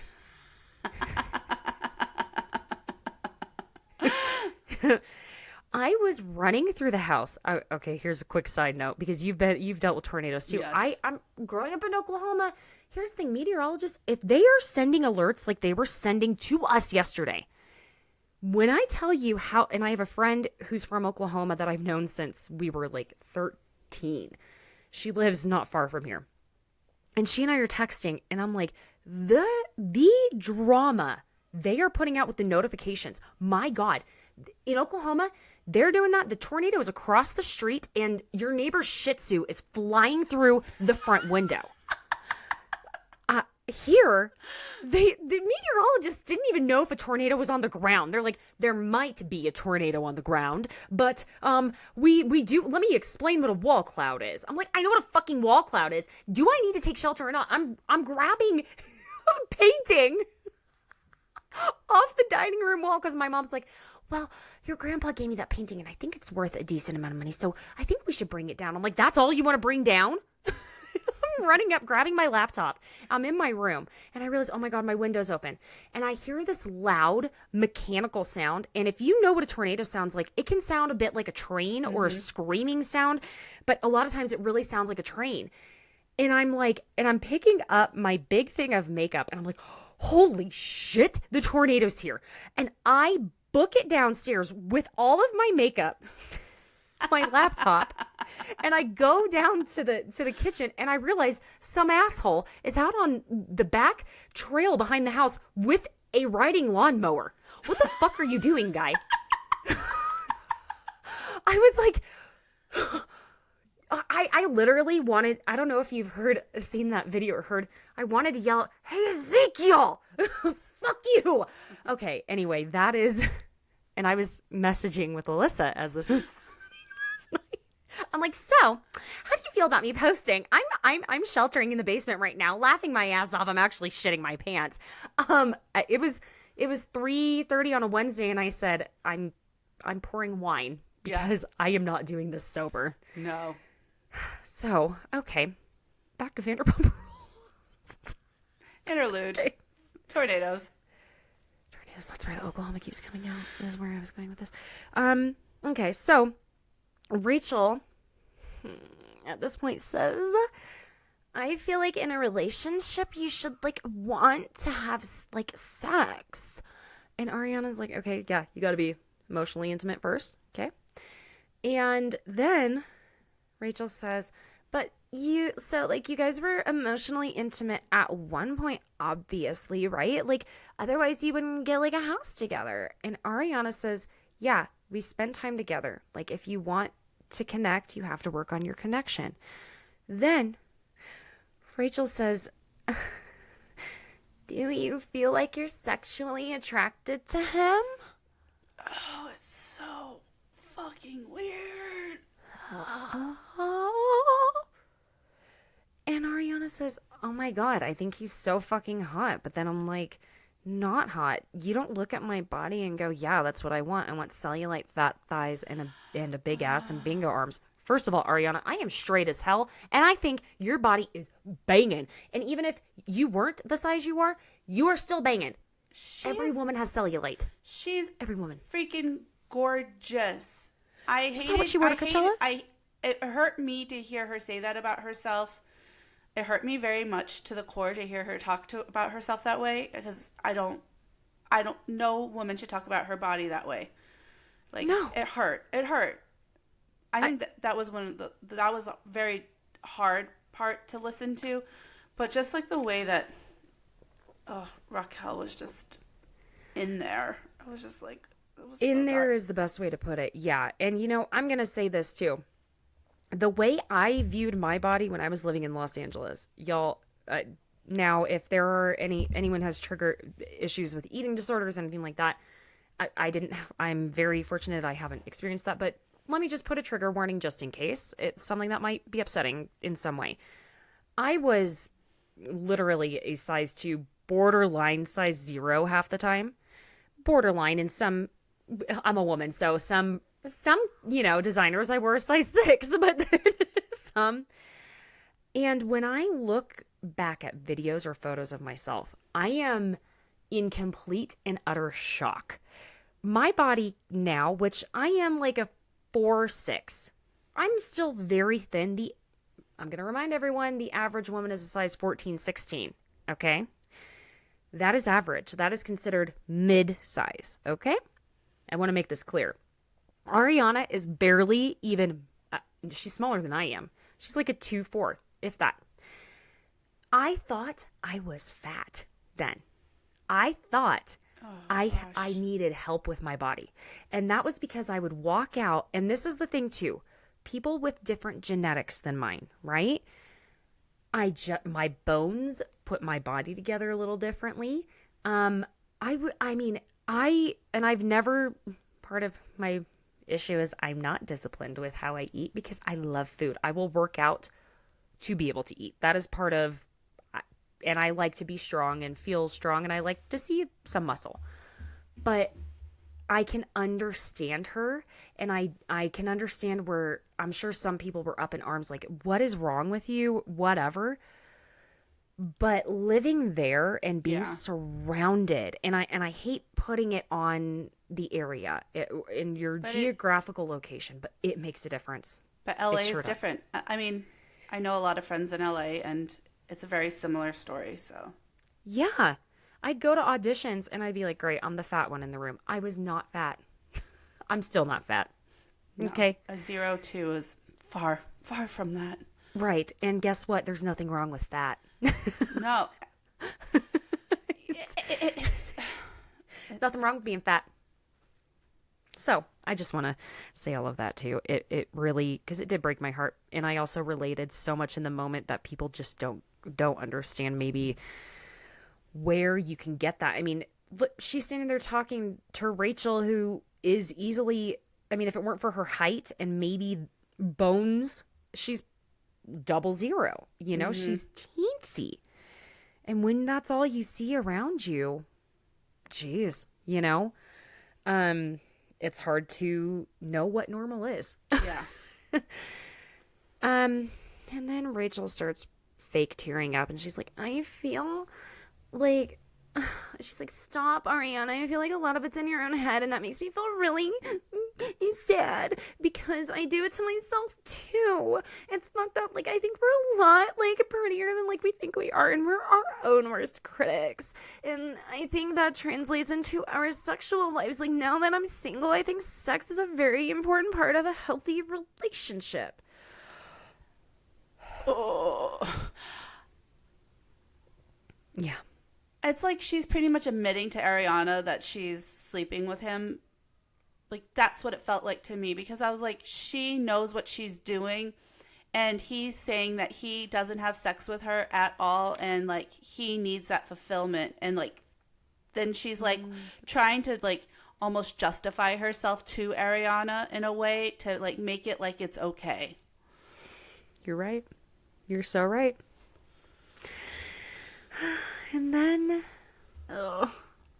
she says, because this supports what you're saying. I'm sure Ariana's body image insecurities have a role in the issues that Tom and Ariana are having. If you're not feeling good about yourself, there's no way that you could be having like good sex. Hearing Rachel talk about sex so much is just creeping me out. Yeah. So she asks Ariana, clearly you want to stay in this relationship. Yeah, I do. And then she says, okay, my point is that not everyone is that way. I knew that for me, like we should have broken up. I should have broken up with James 2 years ago because I wasn't attracted to him anymore. And Ariana's, I can tell Ariana's like, yeah, okay, well, I think we'll talk it out and we'll be fine. So, then we get to, we're getting there, friends. I know it's a long recap, but this episode, it's heavy. It's so heavy. Lala, LVP, and Ken are talking about her trying to find somebody, and you know, she's like, how is it possible for you to find someone now and be with them for 40 years? And she wants another child. I see myself in Lala a lot here. What do you see happening for Lala possibly on her chart? Does she have a long partner coming? Do I have a long partner coming? Do we all? Let me pull her chart. Yes. I mean, I'm acting like this is just something you would know off the top of your head. I mean, I have like my list of charts in my phone is ridiculous. I can only imagine. So she right now, she's going into Jupiter is about to go into her 7th house, and right now it might be a really good time for her to be meeting someone. I want that for her. Yeah. I feel like she's coming up, like I think things are moving forward for her right now, just like quickly looking at where things are moving in her chart. she's gotten over a lot of the hardships, and now we're getting to a place of momentum of going forward. But I loved her own empowerment of like, I want another kid. I don't need a man to have a kid.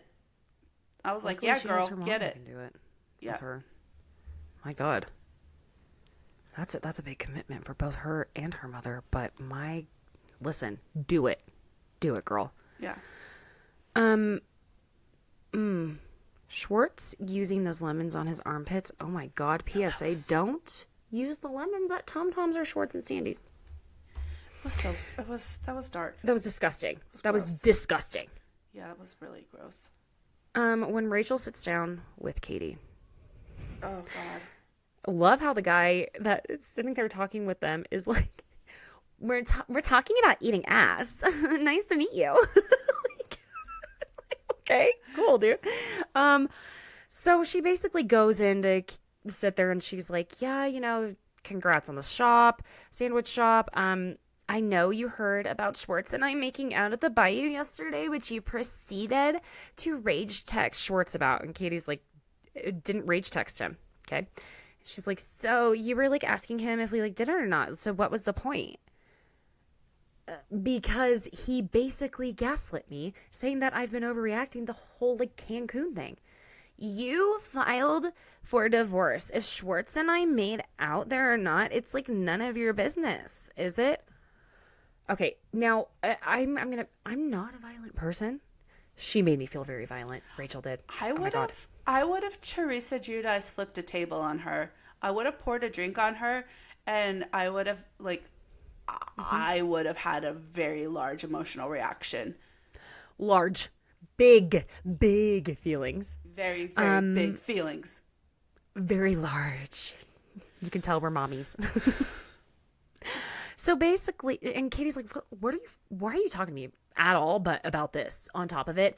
And basically, Raquel goes into confessional and she's like saying, I didn't have anyone standing up for me. And if I were Schwartz, I know these texts bother him. So I would love to have someone standing up on my behalf.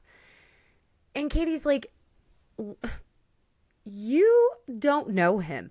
What part of we were together for 12 years can you not comprehend?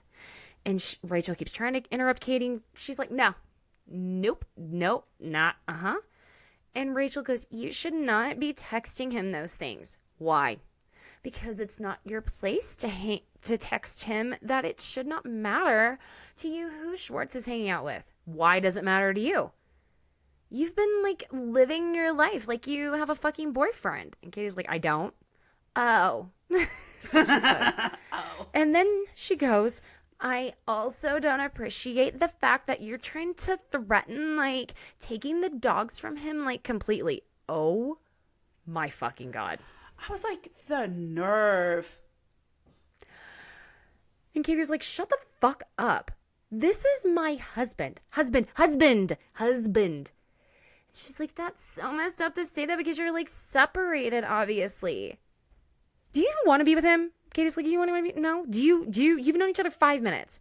I'm getting to know him. I think he's very sweet. And Katie's like, all right, you have zero respect, no empathy. I don't know about that. How the fuck were you raised? I lived with that man. Maybe I feel more empathetic towards Schwartz than you. Okay. I was like, what? Bitch, I will end you. Then she says, well, that's just my opinion. And Katie's like, if that's your opinion, I think you should stick it up your ass. And Katie looks over at Lala. I was like wanting Lala to step in. Yeah. I was like, this is Lala's prime moments. Yes, but you know what? It was probably better she didn't. I think part of why she wasn't was because of the conversation she'd had with Lisa and Ken earlier about like custody and all this shit, right? And so Katie's like, are you hearing this? I think you just should leave and walk away. And Raquel, this didn't even make sense. She goes, look, all I know is I had a bum ass fucking glamping trip with my best, closest friends and I had the best time. And Katie's like, Tom's not your friend. No, but he is a new addition into my life. And Lala says, you know what? I've heard this all before. You have a more productive conversation with a pig, all right? Be done with it. She's like, I don't know why Katie's wasting her time, right? And this is where I'm going to tell y'all. You go after my kid or my mama, I kill you. Yeah. Terry says to Rachel very sweetly, Raquel, can I ask you something? In this moment, and Rachel goes, what, Terry? Oh my God, Alyssa. It was through the TV. And Terry says, when we had dinner, when we had dinner, did my conversation with you mean anything? And Rachel goes, oh my God, and rolls her eyes. And this is where Katie was a lot nicer than I would have been. I at this point, I probably would have decked her. Not gonna Easily. Lie. I would have been like, cash me outside. How about that? Yeah, I would have been kicked off the show for violence. Same.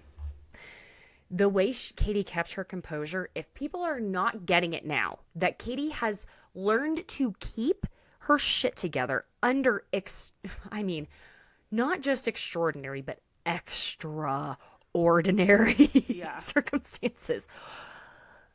And that's when she says, oh, don't say, oh God, that's my mom. Treat her with some fucking respect. Where the fuck were you raised? Where the fuck were you raised? And then, thank you, Katie. She looks at Rachel and she goes, you're a little fucking see you next Tuesday. I will keep things a little, there's one word I won't blur it out on here. And just as Katie's calling her that, Ariana walks in and Ariana's like, what the fuck is going on? You can tell. And Terry's trying to get her to calm down. And Katie's like, I'm so fucking done with you, right? Mm-hmm. And then Rachel just keeps going on and on.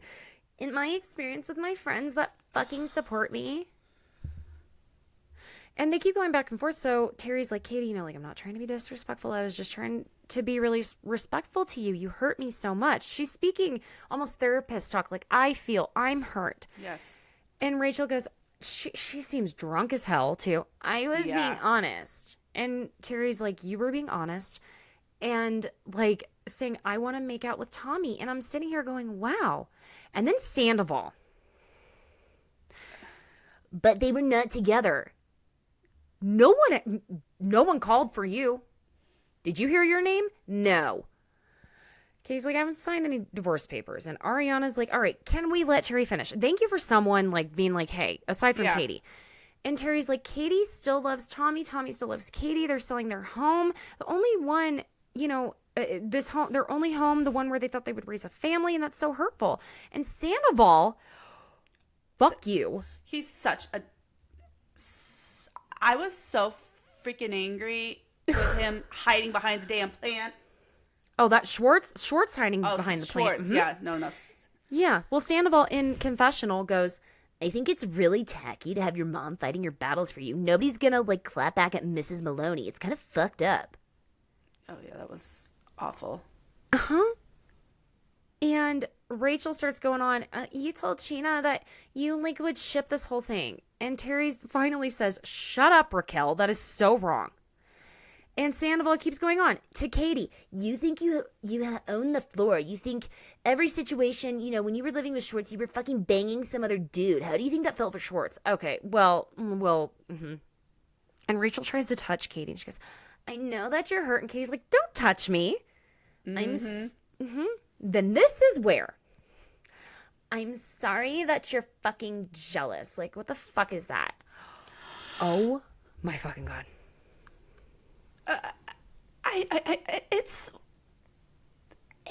It's just, I'm almost speechless at some points of this. Is one of the most bizarre things I've ever seen happen. And, I don't even think I need to go into the Sir Allie. I mean, I love how things came full circle, but the way Schwartz again is saying to Katie, don't push her, when Rachel will not get the fuck away. Can we see now why Sheena was like, no, I pushed Rachel?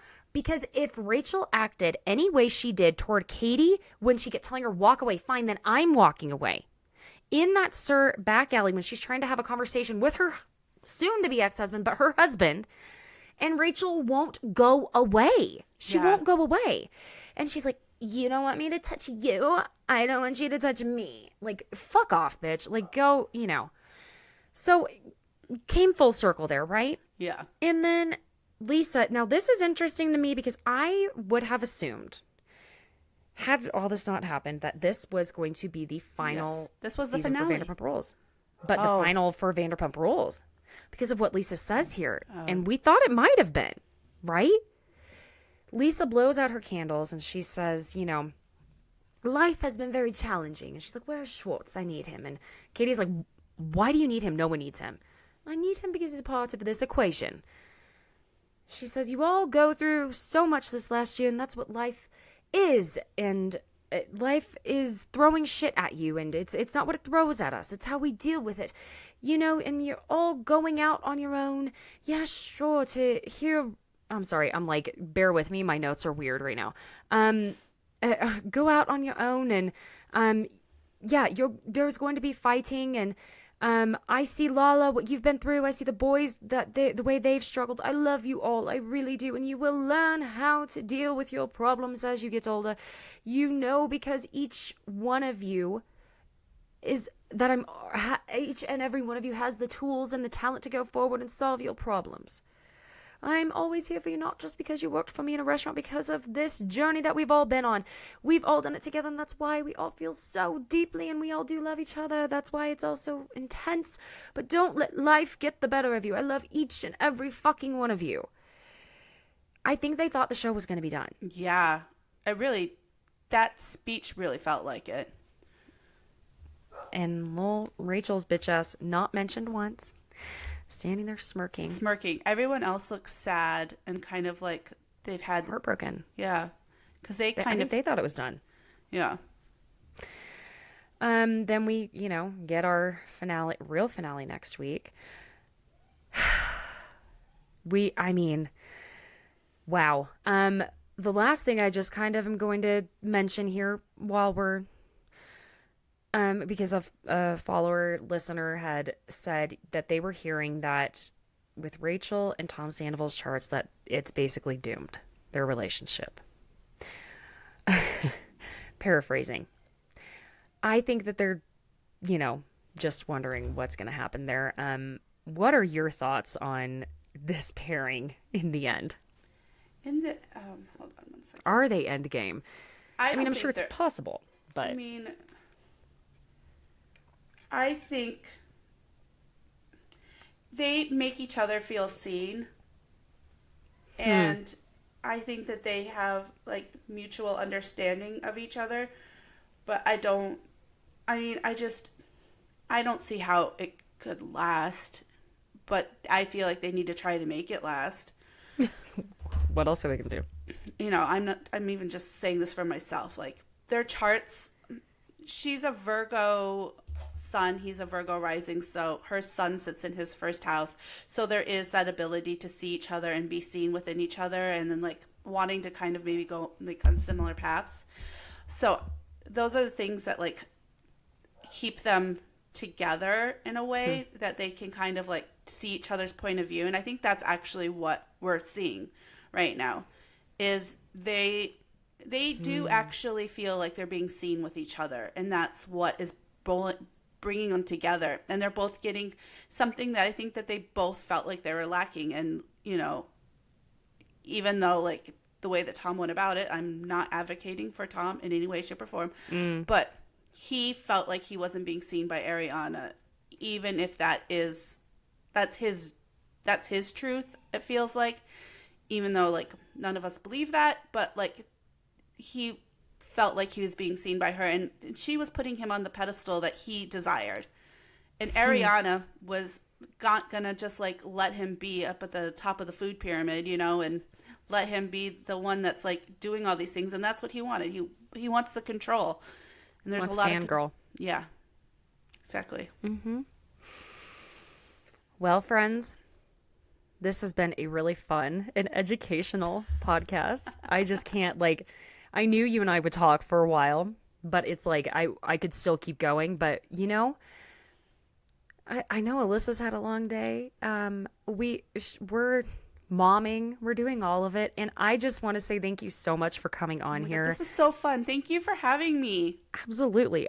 You will be back. Oh, no. Okay. Yes. First of all, whether you want to or not. Sorry. Oh no, I'm down. Good, because I just, it's so fascinating, and it really, I know not all of us don't believe in the same things, and that's totally fine. That's the way the world goes around and round, okay? But there's some things that are a little undeniable, and it's really interesting to have the insight. I mean, there's a reason astrology has been around for thousands of years. The And it's so study of the prevalent. stars, there is something, and believe it or not believe it, there's a reason why it works. And Yes. Why we all go, oh, that's so... yeah. Insert sign here. Oh, you're such a insert sign here, because there are reasons for it. Exactly. It's fascinating. And again, Alyssa, thank you so much. Thank you. Yes, friends, go follow her. Remember, her account is Stars by Alyssa, which is at StarsX, Alyssa, Alyssa. And leave a cute little review. And just, thanks for joining. And I guess I'll see you next week, friends, because I am done podcasting for this week. Okay. Bye.